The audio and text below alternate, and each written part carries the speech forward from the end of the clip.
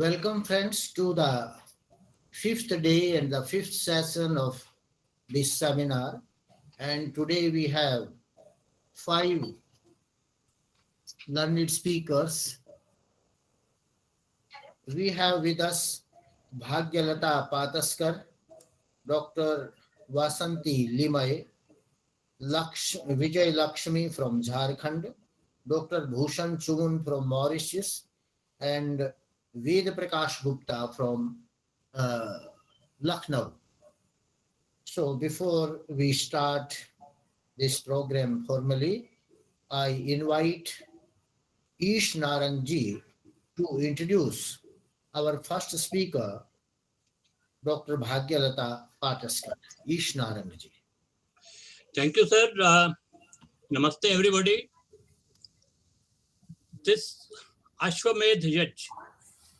Today is the fifth day of this Ashwamedh Yaj of knowledge, started by our Professor Ravi Prakash ji, and in line with the first mantra of the Rig Veda, Agni Mile Prohitam Yajasya Deva Mritvijam, he is the Prohit, the Dev, the Ritvij, and Hota of this Yajna, and he has invited a number of Udgatas. The first Udgata today is going to be Bhagyalata, Madam Bhagyalata, Behan Bhagyalata from Pune. And as I said earlier in the informal talk, Ashwini ji is a very good advaryu in this whole process. I thank Dr. Ved Prakash and Dr. Ashwini. Now, I have been asked to introduce the first Udgata today. Dr. Bhagyalata Pataskar. She is an eminent Sanskrit scholar and researcher, author of several books on the topics relating to Veda, Brahman Grantha, Upanishads, and Yajna, etc. And she has 2 master's degree to her credit. Masters in Sanskrit and masters in linguistics, and also PhD degree in Sanskrit Vyakran. From 1985 to 2000, she worked in various capacities in the Sanskrit Center of Savitri Bai Phule Vidyapith, Pune, and thereafter, 2000 onwards, she is the director at Vedika Sanshodhan Mandal, Pune. Her postgraduate teaching subjects also are interesting. They include Siddhant Kaumudi, Ashtadhyayi, Vakya Pradeep, and Nirukta, etc. She has published 8 books and edited another 16. She has to her credit 75 plus research papers, and she has guided 7 students for PhD and also quite a few number for postdoctoral studies. She has completed a very important project on Shukla Yajurved Ghan part. The Sahita Ghan part is in 90 DVDs, 90 videos, 90 DVDs, and that project has been completed by her. She has participated in around 36 national and international seminars and has several awards to her credit. She was conferred the title of Ved Vibhushana by Kavi Kul Guru Kalidas Sanskrit Vishwavidyalaya, Pandit Latkar Shastri Puruskar, and the prestigious Pandit Satwalekar Puruskar also. And despite all her achievements, all her attainments, she sustains a very unassuming, unpretentious, down-to-earth, and ingenious personality. So friends, welcome Bhagini Dr. Bhagyalata, and over to you, ma'am. Thank you. Thank you. चतुर्भिश्च चतुर्भिश्च द्वाभ्यां पंचभिरेव च पूयते च पुनर्द्वाभ्यां तस्मै यज्ञात्मने नमः. I thank the organizer for giving me this opportunity. The topic I would like to present is spiritual and scientific dimensions of Agnihotra, almost the theme of this seminar. However, the erudite scholars have already dealt with different aspects of this topic in detail. I would like to share some of my observations only of Yajna in general and Agnihotra in particular. This is amazing feature of Agnihotra that it is regarded as religious ritual but is subject to scientific experiments. It includes, it inculcates the spirituality and yields the mundane benefits such as good health, etc. It is a sort of de-religionized form of Vedic ritual. The secret of Agnihotra in inculcating spirituality lies in its structure, and that of Agnihotra attracting scientists lies in its effects. There are historical transformations in Agnihotra. The Shrauta Agnihotra is one which is described and prescribed by directly the Vedic text, that is the Shrutis. Then the simpler form is Smarta Agnihotra, which we find in Griya text. And then there are simpler and simplest versions of Agnihotra, which are prescribed by many thinkers, or better word is designed by many thinkers, and which are practiced popularly nowadays. Out of these three, the Shrauta Agnihotra is fully and transparently spiritual, although we do not have the documents of experiments carried on the Shrauta Agnihotra, also on Smarta Agnihotra. Of course, methodical experiments. However, there are lots of scientific experiments carried on the compact form of Agnihotra. Hence, to shed light on the spiritual aspect of Agnihotra, I have considered the Shrauta model of Agnihotra, and to disclose the scientificity, I have considered the modern compact model of Agnihotra. The Agnihotra leads one to spirituality because there is possibility to keep the mind on divine atmosphere. It demands regularity and continuity. The entire procedure results into calming down the mind and abating the agitations. Agnihotra is scientific because it has limited constituents and they can be analyzed under controlled experiments, and the standardization is also possible, and therefore this Agnihotra has scientific dimension. And another point is that scientific dimension has revealed that there is slow combustion. It emits CO2, which is consumed by the green leaves, and as a result, more oxygen is discharged. The gases emitted through the Agnihotra kill the harmful germs in the atmosphere. This is very brief summary what I would like to present. An important point I would like to share with you is it has always been a matter of curiosity that how the practice of Agnihotra or Yajna develops spirituality. What is there that creates and develops spirituality in a human being, in person? I tried my best to find out an answer to it, which I would like to share with you. Ayur Yajnena Kalpatam. May the life be Yajna. is the great message of Vedas. And here I find the spiritual potential of Agnihotra. See the instrumental Yajnena here. This is very significant. The expression, see the expression Sukhena Gacchati. Sorry. This is adverbial instrumental, which implies that the motivation of going is also Sukha, in Sukhena Gacchati. The manner in which one is going is also Sukha, and the result of Gacchati is also Sukha. Same is the case of Ayur Yajnena Kalpatam. The motivation of life should always be Yajna.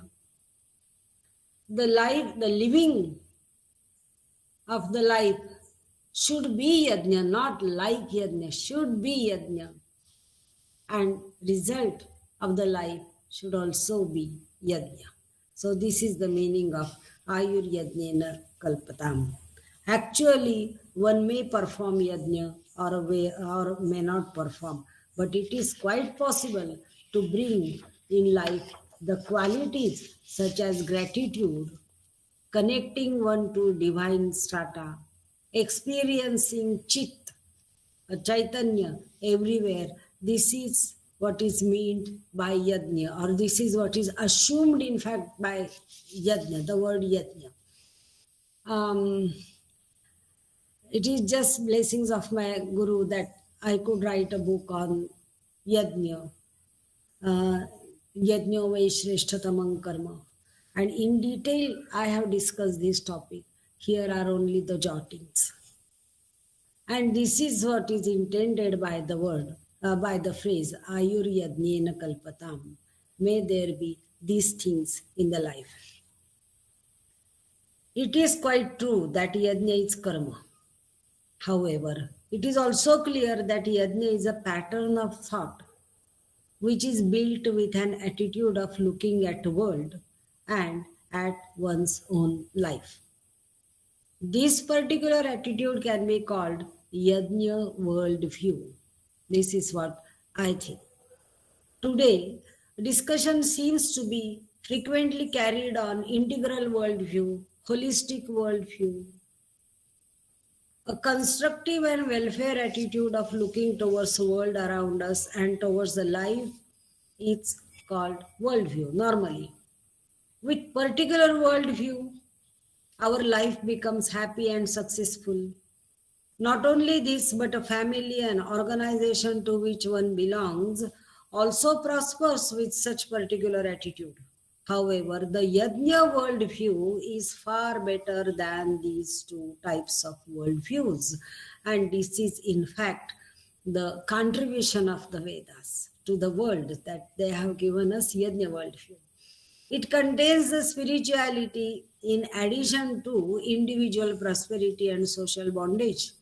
By default, the worldview should have these things: individual prosperity and social bondage. But the Yajna worldview has this additional thing that it inculcates spirituality. Therefore, I sincerely hold that a person with Yajna worldview not only brings worldly prosperity with happiness of his own as well as of the society, but in addition to that, he spiritually lifts them up to a higher plane. Peace and stability are the yields of Yajna worldview. Now let us see in brief what I mean by Yajna worldview. Any happening or any action is a result of the previous action, and also the same is root cause of the subsequent action. This chain type of structure of actions seem to be the basic model of Yajna. Offer something, the fire, and then something yields out of it. And with that person becomes happy, prosperous, again Yajna, etc. So a chain goes on, unending chain of Yajna. These are not an action and reactions, but a chain of action connected with another action, some sort of action and respond to that action. It is not necessary that all the actions should be visible or directly perceivable. Therefore, the Mimamsakas have to assume apurva as an invisible link between what one performs in one's lifetime and what one enjoys as its result sometime in future, even sometime in next birth. If we apply this model to our day-to-day life, then we will be aware of each and every action performed by us. If any action is result of previous action, then we will be, of course, responsible for what we are now and will be more careful to what we are doing now. Moreover, it is not only our own action in isolation, but all the actions prior to it collectively yield an action we are carrying at any time. Same ideology works for any of our action and its direct and indirect effects in future. This particular thinking pattern would certainly make one more responsible, more careful, more positive.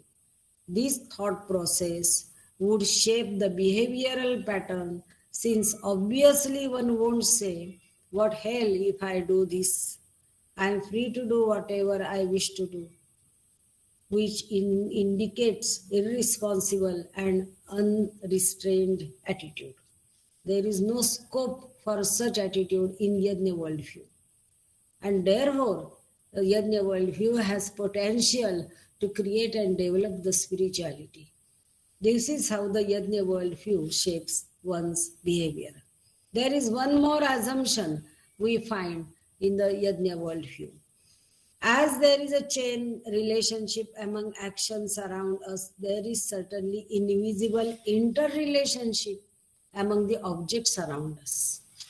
Therefore, the Sutrakaras insist upon particular type of objects for Yajna.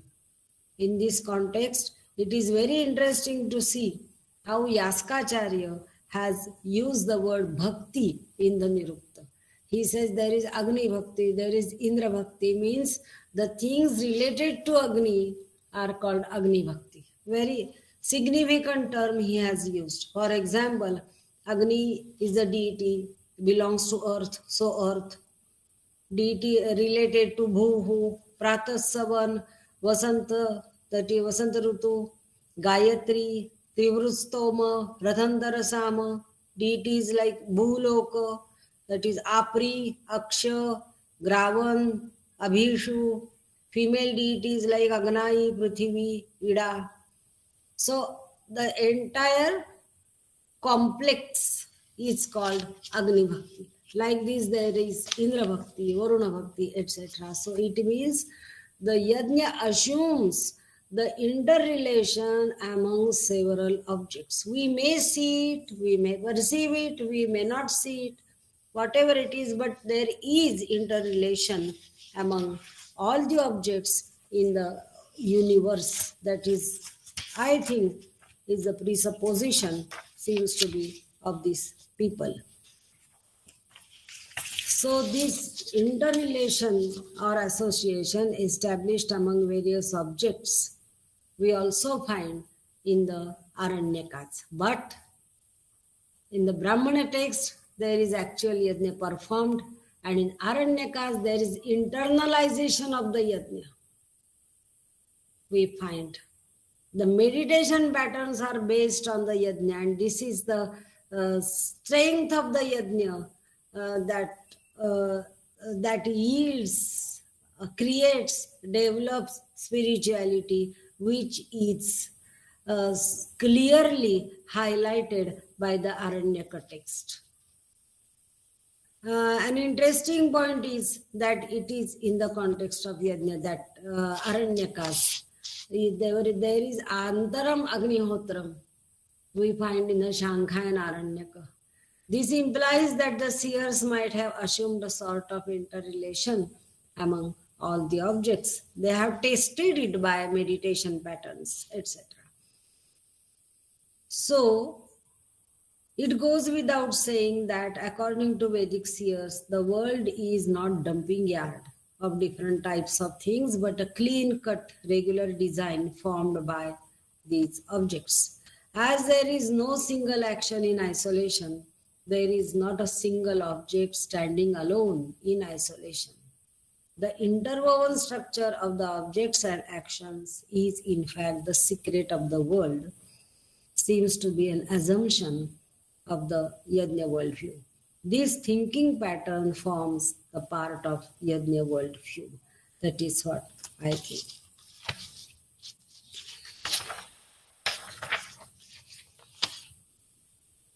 This thought controls our behavior. We cannot use, put, or handle any object just because we want to do it in that particular way. This self-centered as well as short-sighted attitude then damages the design of the universe. It goes without saying that there is no place for one-sided or such self-centric thinking in Yajna worldview. The Yajna worldview certainly develops the awareness as well as sense of responsibility for the objects and happenings around us. Yajna, then there is another point which has built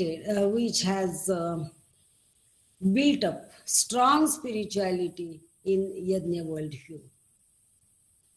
See what the structure of Yajna. Yajna is in fact the dialogue between a human being, maybe Advaryu, may Yajaman, whosoever, and the things involved in the ritual or the things around it, around the human. See, for example, the mantras which are used in Yajna. I mean Shrauta Yajna.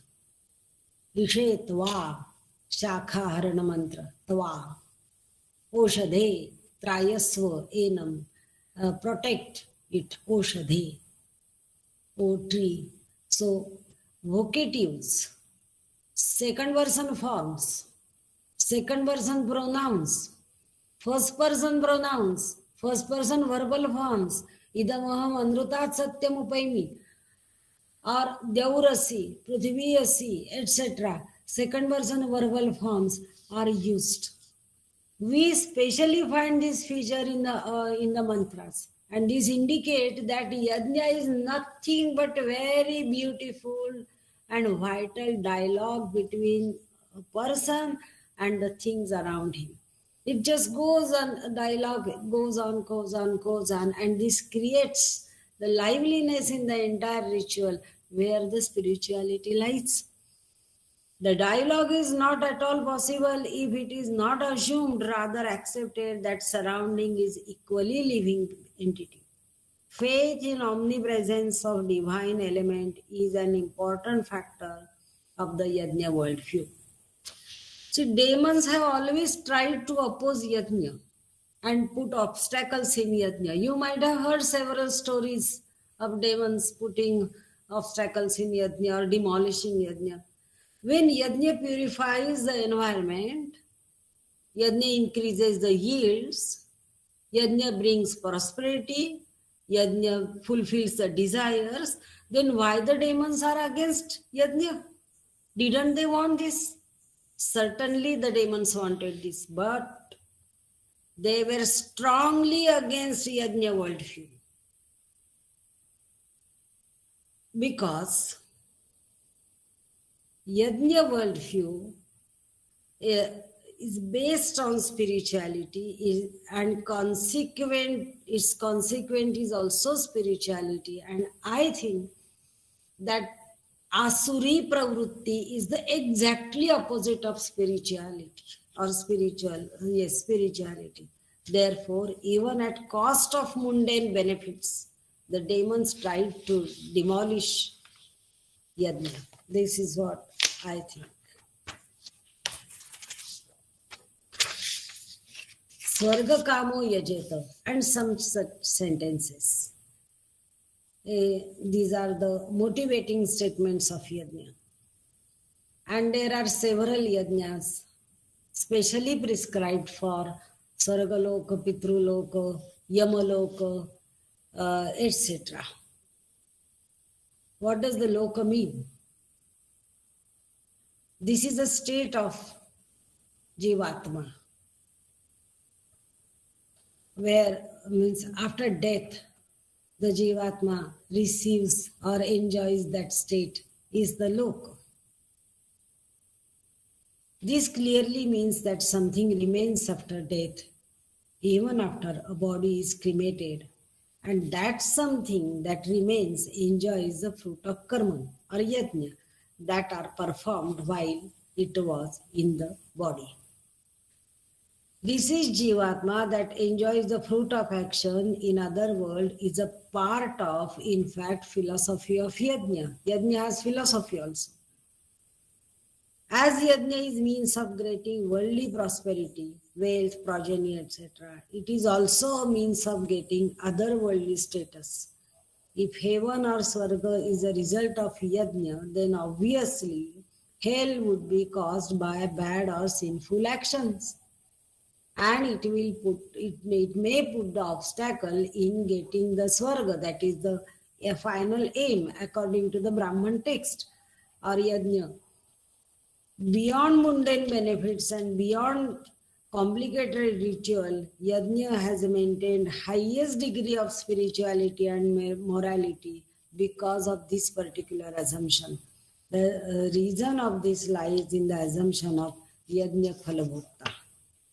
There is one more assumption of yajna, which is devata. Yajna is a means of pacify and satisfy that powerful entity who controls the life and nature. The assumption further implies that there is controlling power of this universe. A man is subordinate to it and has to follow these rules. This shapes the thinking pattern and which further creates and develops the spirituality. Now let us see in brief that what is it that attracts the scientist of environment, or what is it with which yajna or Agnihotra contributes to environment. In brief, I am not going to give the experiments. They are already presented by various speakers and scientists. In brief, I would like to explain one point. According to the ancient thinking, an environment is constituted of 5 elements: earth, water, light, air, and space. A reference from Chandogya Upanishad clearly sheds light on the close relationship between Agnihotra and environment. The verse is Yatheha kshidhita bala mataram paryupasate tatha sarvani bhutani Agnihotram upasate. The hungry children are very keen and eager to see their mother, when she will come and when we will get food, etc. And they are eager to see her. Similarly, all the 5 elements wait for Agnihotra. When Agnihotra will be performed and when we will get our food. Agnihotra is the basic model of Shrauta Yajna. Thus, the Shruti here implies that the Yajnas nourish, gratify, and keep the 5 elements, that is the entire environment, happy, healthy, and positively active, as the mother keeps the child. It is a mother and child relationship between yajna and environment. The Rigvedic text, Ayam yajno bhuvanasya nabhihi, meaning yajna is the navel of the universe, implies the same. A navel feeds an embryo, so the yajna also feeds the universe. Yajna feeds the universe means yajna keeps it healthy, sound, and harmonious by controlling serious disturbances in it that otherwise would have proved a threat. This particular point can be examined, can be tested, under controlled experiments, and therefore there is scope for scientificity in the Agnihotra. And yajna means a chain of action that we have already seen, and receiving fare of the deity, the yajna also is the means. The next point I think I would skip. I better keep looking at the time. Okay. There are few, I will conclude. There are few institutes that are engaged in performing experiments, particularly on Agnihotra. On Shrauta Yajna, we do not find such methodical or controlled experiments are performed, but the compact form of Agnihotra has become subject to Yajna. However, Panchasadhana Kendra and the main institute of Panchasadhana Kendra in Maheshwara, they are engaged in carrying the experiments and making the yajna open for the scientist. And each year and several places, such experiments are being carried. Yajna Shakti Prakash is another organization that also performs yajna and collects the observations. Then Swami Haridas Haridas Foundation in Vadgaon Shiri near Pune is also engaged in carrying the experiments. In fact, Swami Haridas has designed different models of yajna. This is his contribution. Different models of yajna for different purposes. And foundation has carried experiments methodically on underground water, yajna, how it affects on underground water, crops, human health. The foundation has huge data of yajna experiments. And all these points are already discussed and presented by several scientists and scholars, so I need not speak them. Yajna purifies atmosphere and brings positive effect on human body, mind, animals, plants, etc. is the conclusion, but it is an age-old experience. It is not a conclusion of these experiments, but it is age-old experience. However, carrying the experiments on this matter and thereby proving and establishing it was done first time by the scholars of Arya Samaji, motivated, supported, and guided by Maharishi Dayananda.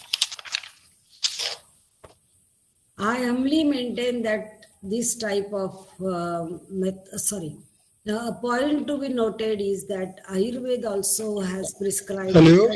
of homas, Daiva Vyapashraya Chikitsa, and there also Yajna carries experiments.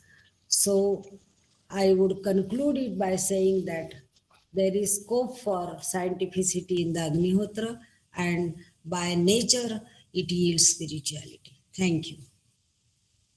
Thank you, Professor Bhagyalata Pataskarji. You have given a very good elaboration of yajna, and you told that the yajna culture, the Vedic culture is the yajna culture, and even the Indian, the India is a country of yajna.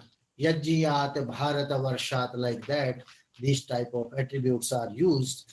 And it has two aspects. One is the spiritual aspect. And in Brahmana Granthas, time and again it has been said, Atma Yajitvam, Deva Yajitvam cha.